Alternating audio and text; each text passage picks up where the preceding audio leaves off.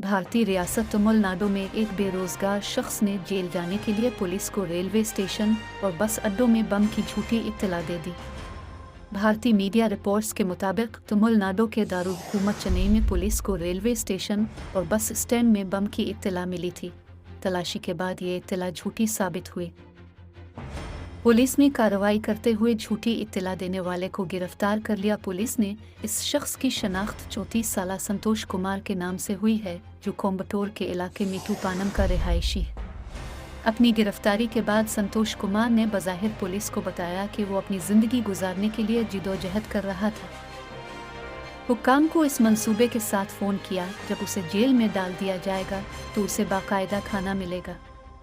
Police ने के 2019 और 2021 में भी संतोष कुमार ने इसी तरह फ़ोन कॉल्स के ज़रिए झूठी मालूमात दी थी। उनके खिलाफ तज़ीरात हिंद मुताल्लिका दफ़ात के तहत मुकदमा दर्ज किया गया है। जुडिशल मजिस्ट्रेट ने संतोष कुमार को जेल भिजवा दिया।